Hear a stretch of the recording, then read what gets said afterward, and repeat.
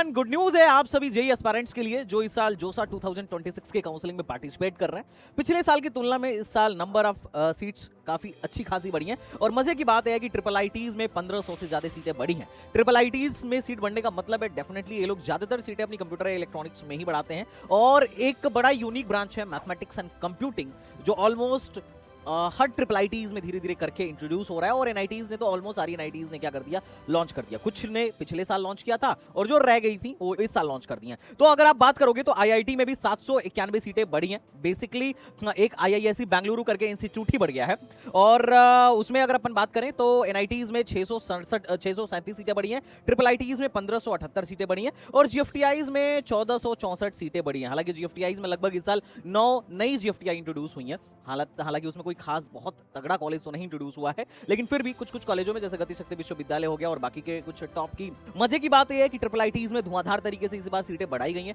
तो बिल्कुल बहुत हद तक आशंका यह है कि इसी सब तक जाते जाते इसका आपको इसका धमाकेदार तरीके से कट ऑफ पर इंपैक्ट देखने को मिलेगा। तो लेकिन प्रॉब्लम वाली बात यह है कि इतनी सारी सीटें नहीं बढ़ी हैं, इतनी सारी ब्रांचेस नहीं बढ़ी हैं और बच्चा फिर भी चॉइस फिलिंग में इन नए ब्रांचेस को नहीं डाल रहा है। क्यों? क्योंकि वो पुरानी पीडीएफ किसी की पुरानी पीडीएफ से देख के चॉइस फिलिंग भर रहा है, जो कि बिल्कुल गलत बात है। अगर तुम स्ट्रेटेजिक तरीके से चॉइस फिलिंग नहीं करोगे, लेटेस्ट नए ब्रांचेस को लेके चॉइस फिलिंग नहीं बनाओगे, तो तुम्हें मान के चलो कि जो तुम्हारी डिजर्विंग सीट है वो कोई और लेके जाएगा और तुमसे लो रैंक वाला लेके जाएगा। ये बिल्कुल होने वाला है। अगर तुम्हारी चॉइस फिलिंग स्ट्रांग नहीं है तो बाजी कोई और लेके जाएगा, बाजी कोई और मारेगा, ये बात फैक्ट है। हर साल मैंने मोर देन 90% लोगों को देखा है जोसा में चॉइस फिलिंग को गलत करते हुए, या फिर उनको पता भी नहीं चल पाता है कि उनकी चॉइस फिलिंग एटलीस्ट जिस तरीके के कॉलेज डिजर्व करते हैं उस तरीके से सही नहीं है। चॉइस फिलिंग करना एक कला है और चॉइस फिलिंग के लिए चाहिए तुमको प्रॉपर रिसर्च, और इसी के लिए जोसा वालों ने तुम्हें 11 तारीख तक का टाइम दिया है। मॉक में बैठने के लिए 7 तारीख तक का टाइम है, तो जल्दीबाजी में चॉइस मत भरो